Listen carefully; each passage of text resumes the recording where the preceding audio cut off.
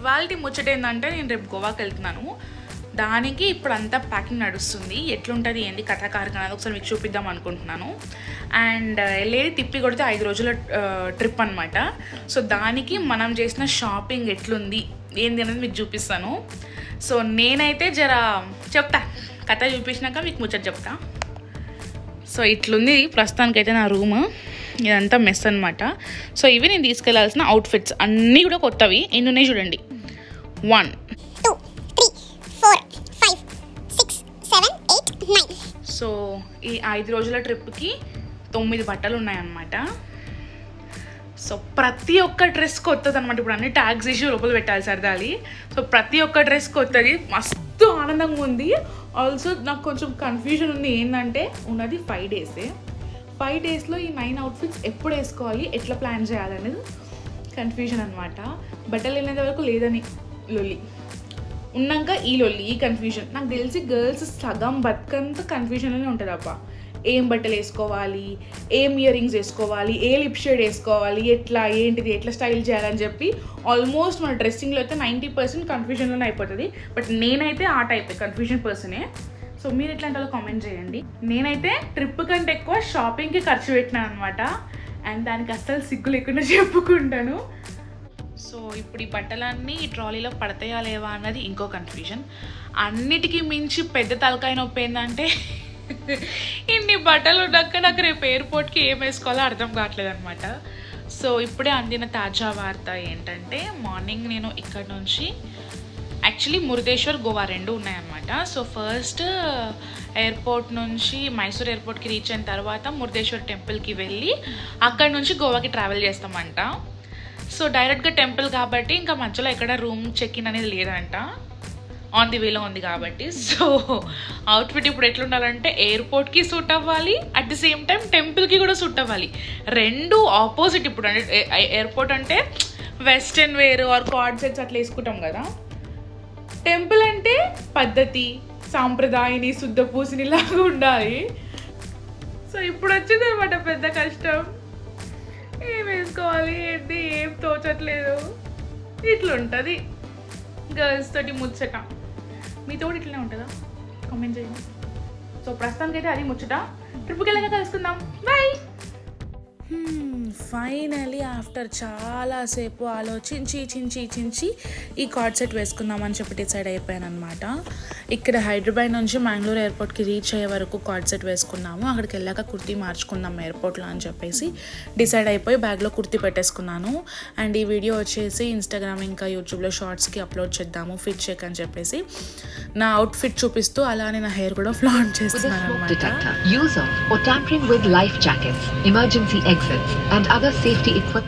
So అలా అప్పుడప్పుడే sun rise అయిందనమాట. ఆ రేస్ అని నా మీద పడుతుంటే భలే అనిపించింది. పర్ఫెక్ట్ సన్ కిస్డ్ మూమెంట్ అనమాట. హ్యావ్ టు క్యాప్చర్ దిస్ అనుకున్నాను. చాలా రిఫ్రెషింగ్గా ఉండింది ఆ మార్నింగ్ అంతా కూడాను.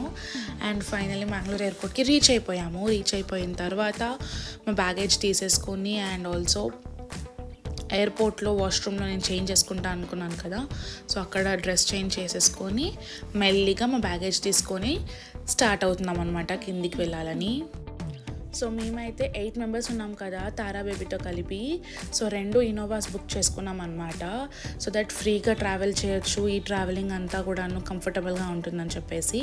సో 2 ఇన్నోవా డ్రైవర్స్ కూడా మమ్మల్ని ఎయిర్పోర్ట్లో రిసీవ్ చేసుకోవడానికి వచ్చారు. అక్కడ స్టార్ట్ అయిపోయాము. అక్కడ నుంచి డైరెక్ట్గా ఫస్ట్ అయితే బ్రేక్ఫాస్ట్ చేద్దాం అనుకున్నాము. సో వాళ్ళకి చెప్తే ఒక మంచి బ్రేక్ఫాస్ట్ ప్లేస్లో ఆపారు. ఫుడ్ వాజ్ డీసెంట్, బాగుండింది. ఇక్కడ స్పెషల్ ఏదో అథెంటిక్ డిషెస్ ఉన్నాయి అంటే దీన్ని ఏదో అన్నారు అబ్బా గుర్తులేదు. బట్ సేమ్ ఇడ్లీలా ఉంది, ఆకుల్లో పెట్టిన స్టీమ్ ఇడ్లీలా ఉంది. సో అది ఇంకొకటి ఏదో వడ మెదువడ అనుకుంటా if I'm not wrong. So కొంచెం స్వీట్ ఫ్లేవర్ ఉన్న బన్ లాగా ఉందన్నమాట అది అండ్ ఇది అన్ని బ్రేక్ఫాస్ట్ ట్రై చేసేసాము, తినేసాము. అలా బ్రేక్ఫాస్ట్ అయినాక మంచి ఫిల్టర్ కాఫీ వేసి స్టార్ట్ అయ్యామన్నమాట. I was excited about filter coffee but అది చాలా చేదుగా ఉంది, షుగర్ చాలా తక్కువ వచ్చింది. సో అందుకే నా ఎక్స్ప్రెషన్ అలా ఉండింది. అండ్ అలా బ్రేక్ఫాస్ట్ చేసేసి సీదా ఉడిపికి వెళ్ళిపోయాము. I'm so excited because this wasn't in our itinerary అనమాట. ఫస్ట్లో ఈ టెంపుల్ అనేది లేదు, బట్ మేము బ్రేక్ఫాస్ట్ చేసేటప్పుడు మాతో ట్రావెల్ అయిన వాళ్ళు ఎయిర్పోర్ట్లో సేమ్ బ్రేక్ఫాస్ట్ ప్లేస్కి వచ్చారు. వాళ్ళు చెప్తే మేము ఈ టెంపుల్ అనేది విజిట్ చేద్దాం అనుకున్నాము.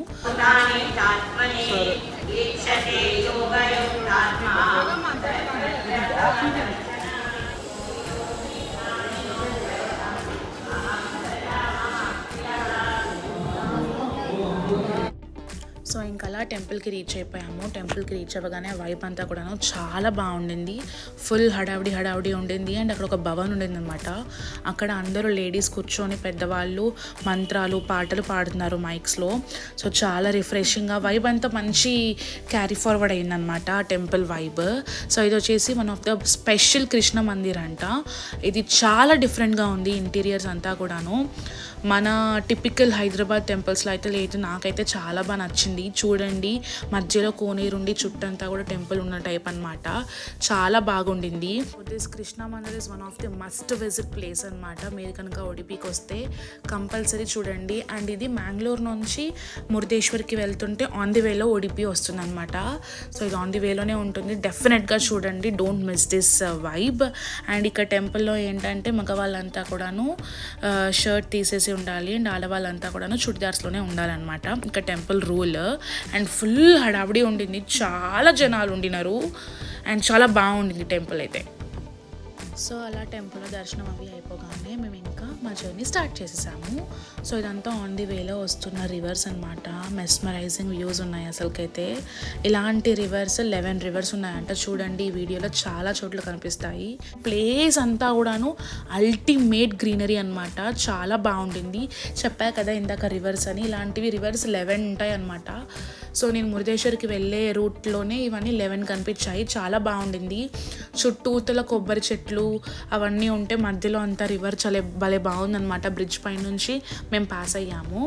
అలా జర్నీ చేస్తూ మేము గణేష్ టెంపుల్కి రీచ్ అయ్యామన్నమాట. అసలుకైతే ఫస్ట్లో ఈ టెంపుల్ కూడా మా లిస్ట్లో లేదు. బట్ ఉడిపిలో ఏమేమి ఫేమస్ అంటే కొన్ని బీచెస్ అండ్ టెంపుల్స్ అని అన్నారు. బీచెస్కి అయితే అస్సలు నో వే అనుకున్నాం. బికాస్ మిట్ట మధ్యాహ్నం పూట వెదర్ కూడా చాలా సన్నీ ఉండే అనమాట. అసలు బీచ్కి వెళ్ళడానికి మేము రెడీగా లేము. సో ఇంకా టెంపుల్కి వెళ్ళిపోయాము.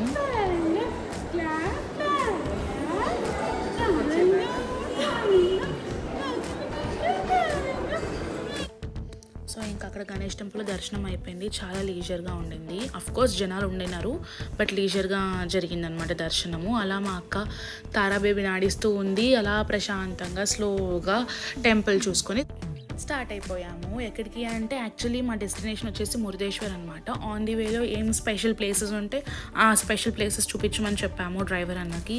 ఆయన మాకు కొన్ని మెన్షన్ చేస్తూ ఉండినాడు. అన్నీ కూడాను బీచెసే చెప్పారనమాట. సో ఇది వచ్చేసి ఒక బీచ్ అనమాట. మేము మురుదేశ్వర్కి వెళ్తుంటే ఆన్ ది వేలోనే ఉంటుంది. స్పెషల్గా బీచ్కి అయితే ఏం వద్దు, కానీ ఆన్ ది వేలో ఉంటే చూస్తామని చెప్పాము. సో ఆన్ ది వేలోనే ఉండింది. అలా దిగి కొంతసేపు అక్కడ ఉండాము. బట్ చెప్పాను కదా, వెదర్ మాత్రం చాలా సన్నీగా ఉంది మధ్యాహ్నం పూట కాబట్టి. సో ఎక్కువసేపు లేము. ఇంకా అలా కొంతసేపు బీచ్లో చిల్ అయిపోయి ఇంకా స్టార్ట్ అయిపోయామన్నమాట. ఎక్కడికి అంటే లంచ్ చేయడానికి వెళ్ళాము. ఇంకా అలా హైవేలో వచ్చే రెస్టారెంట్లో ఆపారనమాట. అందరం ఫుడ్ ఆర్డర్ చెప్పుకొని కూర్చొని తింటున్నాము. ప్లేస్ అయితే బాగానే ఉంది, చూడడానికి నీట్గానే ఉంది, బాగానే ఉంది అనుకునే లోపే ఫుడ్ తింటుంటే మాకు ఫుడ్లో ఈగ వచ్చిందనమాట. యాక్చువల్లీ అది ఈగనో కాక్రోచో అర్థం కావట్లేదు, ఒక డిఫరెంట్ కైండ్ ఆఫ్ పురుగు. సో మేమైతే షాక్ అయినాము. హైజీన్ అస్సలు లేదని చెప్పేసి వాళ్ళకి మెన్షన్ చేస్తే ఇంకో ప్లేట్ తీసుకొస్తాం సారీ అని చెప్పారు, కానీ అస్సలు హైజీన్ లేదనమాట. ఇంకా మాకు ఫుడ్ తినబుద్ధి కాలేదు.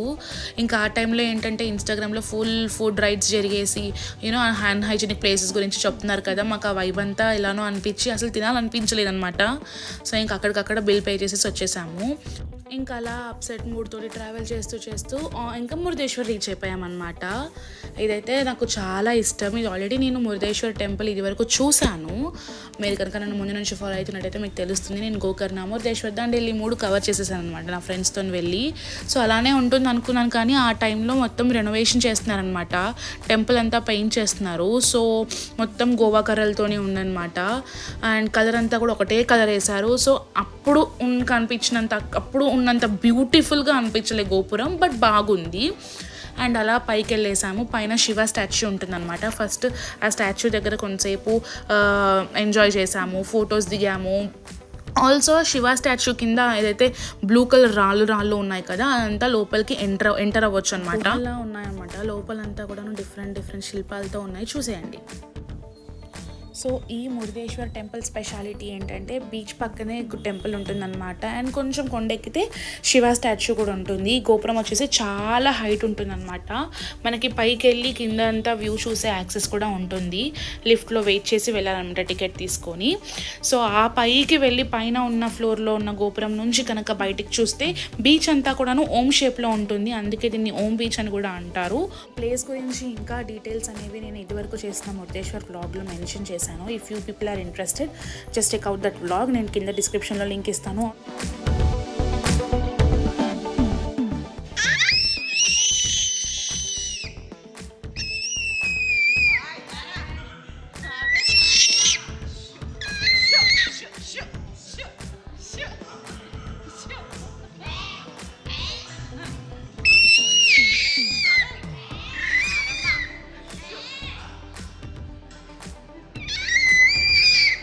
సో అలా కేవ్స్ చూద్దామని చెప్పి స్టార్ట్ అయిపోయాము. మా చిట్టితలు అయితే అప్పుడే నిద్ర లేచిందనమాట.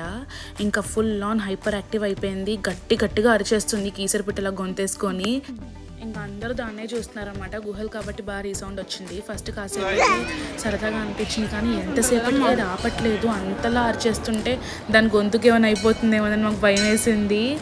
అలా కేవ్స్ చూసుకొని బయటికి వచ్చి టెంపుల్లో దర్శనం చేసుకున్నాం అనమాట. అలా దర్శనం అయిపోగానే అగైన్ మేము స్టార్ట్ అయిపోయాము. జర్నీ స్టార్ట్ అయిపోయింది. అప్పటికే ఫుల్ టయర్డ్ అయిపోయామన్నమాట. ఎందుకంటే it was a long day కదా. ఎర్లీ మార్నింగ్ ఫ్లైట్ అవ్వటం వల్ల నిద్ర సరిగ్గా లేకపోవటము అండ్ ఆల్మోస్ట్ జర్నీ ఉండటము కొంచెం టైరింగ్గానే ఉండిందనమాట ఆ డే అంతా. సో నెక్స్ట్ ఏమైనా చూద్దామా, ఏం చేద్దాము అని ఆలోచిస్తూ ఉండినాము. అప్పుడు ఇంకా అక్కడ కయాకింగ్ ఫేమస్ అని చెప్పి తెలుసుకున్నాము. సో బోటింగ్ కయాకింగ్ చేయడానికి వెళ్దామని చెప్పేసి అలా స్టార్ట్ అయిపోయి కయాకింగ్ సైడ్ వెళ్ళామన్నమాట. ఇంకా సాయంకాలం అవుతుంది కదా, ఫుల్ వెదర్ అంతా కూడా చల్లబడిపోయి అలా అప్పుడప్పుడు డ్రిజ్లింగ్ అవుతూ ఉండిందనమాట. సో ఈ వెదర్లో ఈ గ్రీనరీకి వర్షం మాత్రం యాడ్ ఆన్ బ్యూటీ అయిపోయింది. చాలా బాగుండింది. వర్షం వచ్చినాక ఈ గ్రీన్స్ అంతా కూడాను ఇంకా గ్రీన్గా కనిపిస్తుంది. భలే అనిపించింది అనమాట. సో ఈ రూట్ అంతా కూడా నాకు చాలా నచ్చింది. అందుకే నేను షూట్ చేశాను. ఇదంతా కూడాను బోటింగ్ వెళ్ళడానికి ఆన్ ది వేలో ఉన్న రూట్ అనమాట. అక్కడికి వెళ్ళి చూస్తే తీరా బోటింగ్ అనేది 2 months వరకు క్లోజ్ చేసేసారంట. వర్షాల వల్ల ఉంటుందని చెప్పేసి క్లోజ్ చేశారంట. అలా కొంచెం డిసప్పాయింట్ అయిపోయి ట్రావెల్ చేస్తూ హోటల్కి అయితే రీచ్ అయిపోయాము. అమ్మయ్య వచ్చేసిందా ఫైనలీ అనుకున్నాం అనమాట. బికాజ్ డేలో ప్లేసెస్ చూడటం కంటే ఎక్కువ ట్రావెలింగే ఉండింది. సో అలా రీచ్ అయిపోయాము. ఇది వచ్చేసి రూమ్ టూర్ అనమాట. మా హోటల్లో ఎలా ఉంది అనేది చూపిస్తున్నాను.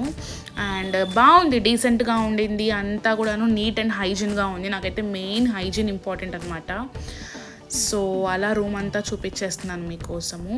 So that's all about today's vlog. కిందికి వెళ్ళి డిన్నర్ చేసేసి ఇంకా పడుకుంటాము. సో ఈ వీడియో మీకు నచ్చింది అనుకుంటున్నాను. నచ్చినట్లయితే give it a big thumbs up, మీ ఫ్రెండ్స్తో షేర్ చేయండి. ఆల్సో సబ్స్క్రైబ్ చేయడం మర్చిపోద్దండోయ్. అండ్ ఫర్దర్గా next part of the vlog కూడా రాబోతుంది. Stay tune.